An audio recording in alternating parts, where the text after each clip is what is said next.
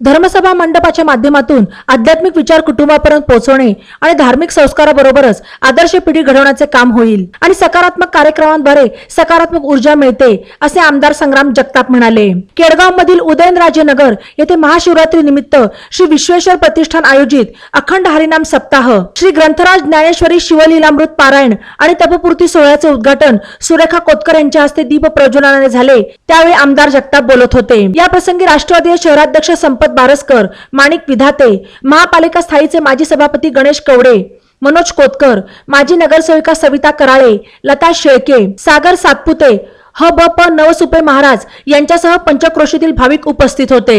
सप्ताह अंतर्गत सर्व ह.ब.प. निलेश महाराज कोरडे, भागवताचार्य महेश महाराज मडके, कल्याण महाराज काळे, शंकर महाराज गणगे, गणेश महाराज शिंदे, चैतन्य महाराज वाडेकर, हरिदास महाराज पालवे शास्त्री आणि भागवताचार्य समाधान महाराज शर्मा यांच्या काल्याच्या कीर्तनाने 9 मार्चला सप्ताहाचा समारोप होणार आहे। यावेळी गणेश कवडे, मनोज कोतकर, संपत बारसकर, ह.ब.प. नवसुपे महाराज यांनी मनोगत व्यक्त केले। ज्ञानेश्वरी व शिवलीलामृत यानंतर यांना विनंती करतो की कृपया आपण समोर ज्या संतोष नाना पत्कर, श्यामभाऊ मुंडे, मनोज काका गुंड कडे असलेल्या कैलासपती दयाळू संपन्न होत आहे। ओंकाराची उत्पत्ती आपल्या या ठिकाणी ग्रंथ पूजन सर्व महिलांना विनंती आहे, कृपया कोणी जायचं नाही।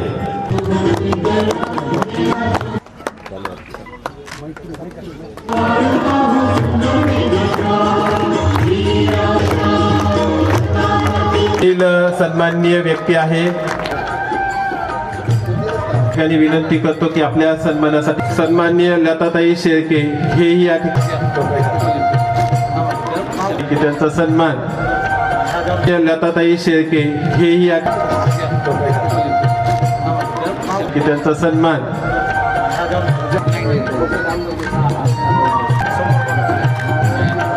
या ठिकाणी एक आध्यात्मिक क्षेत्रातलं झालेले या शहराचे आमचे मार्गदर्शक, त्याचबरोबर आमचे सहकारी मित्र महानगरपालिके कार्यक्रमासाठी साहेब मी हजर होतो।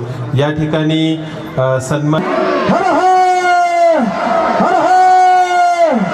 सगळेच मंडळी ही सातत्यानं या परिसरामध्ये एक आध्यात्मिक कार्यक्रम आपल्या पुढाकारातून आपण आयोजित करत असता आणि आज सलग 12 वर्ष झाली आपण ह्या कार्यक्रमाचं नियोजन करता आणि याच्यामध्ये अनेक मान्यवर आपल्याला शुभेच्छा देण्याकरता, कीर्तनकार मंडळी मार्गदर्शन करण्याकरता येत असतात आणि दरवर्षी काही ना काही वेगळं पद्धतीनं एक चांगले प्रवचनकार आणणं आणि समाजामध्ये कुठेतरी विचारांचा, धर्माचा चांगल्या प्रकारे कुठेतरी बदल करून आणण्याचं काम, लोकांच्या मनामध्ये एक कुठेतरी चांगल्या प्रकारे नवीन पिढीला आध्यात्मिक चांगला वारसा मिळाला पाहिजे, आध्यात्मिक विचारांची उजळण झाली पाहिजे, असा एक प्रयत्न आपण सर्व ह्या गणेशजी असतील, सचिनजी असतील किंवा सागरजी असतील, हे तिघही भाऊ सातत्याने प्रयत्न करत असतात। ज्या ज्या भागामध्ये सप्ताह होत असतो तिथं लोक एकत्र येत असतात आणि एकत्र आल्यानंतर जी मंडळी ही आपल्याला प्रवचन रूपी जी सेवा देण्याकरता येत असतात,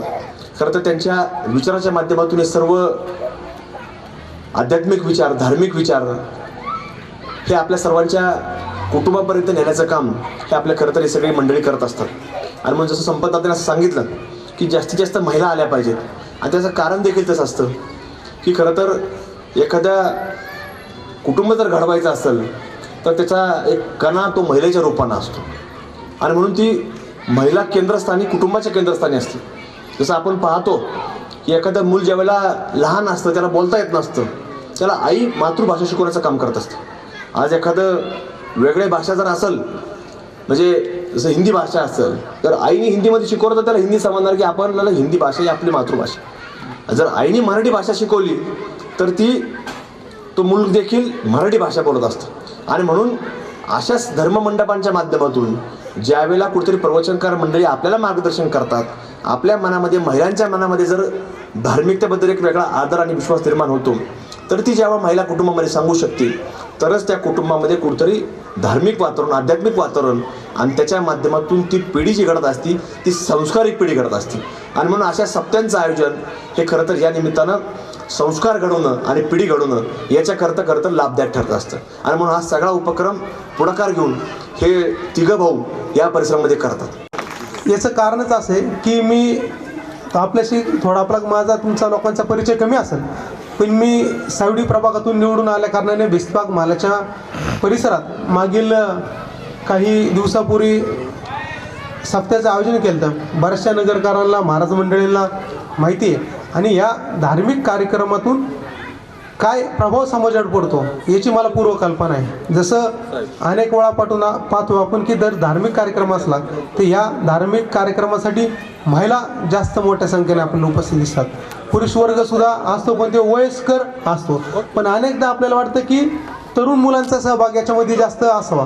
पण खरं तर माझं एक सांगणार आहे या ठिकाणी की खरंच गरज ही महिलांना आणि पुरुषांना जास्त आहे.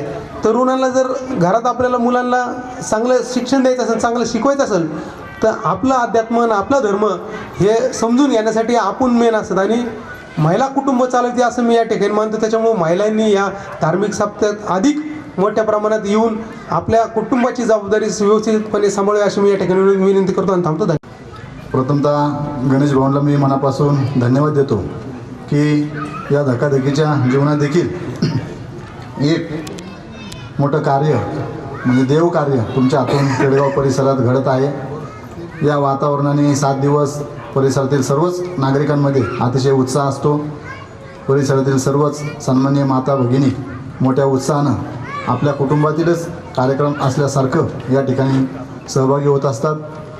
कार्यक्रमाची जेव्हा सांगता असते तर अक्षरशः जशी लेक माहेरून सासरला ज्या पद्धतीने वाटा लावण्याचा कार्यक्रम असतो त्या पद्धतीचा कार्यक्रम या ठिकाणी सर्वच जे हरिभक्त आहेत त्यांच्या मनात उत्पन्न होतो. आणि जेव्हा सर्वच कार्यक्रम सांगता होते, काल्याचं कीर्तन होतं, त्यानंतर अक्षरशः सर्वच हरिभक्तांच्या डोळ्यात या ठिकाणी पाणी आल्याशिवाय राहत नाही. मी गणेश भाऊंना या ठिकाणी मनापासून शुभेच्छा देतो. त्यांचे वडील अंजबापू सातपुते यांचं देखील मार्गदर्शन त्यांना सतत लाभत असतं. परिसरातील सर्वच माता भगिनींचा आशीर्वाद गणेश भाऊंच्या पाठीशी असावा अशी या ठिकाणी विश्वेश्वर भगवानच्या चरणी प्रार्थना करतो. आणि येणाऱ्या भावी वर्षामध्ये तुमच्या मनातील सगळ्या इच्छा आकांक्षा ज्या काही असतील त्या सगळ्या विश्वेश्वर भगवान पूर्ण करू एवढी या ठिकाणी सदिच्छा व्यक्त करतो आणि थांबतो. बातम्यांसाठी ई नवा मराठा यूट्यूब चॅनलला सबस्क्राईब करा आणि बेल आयकॉनवर प्रेस करा.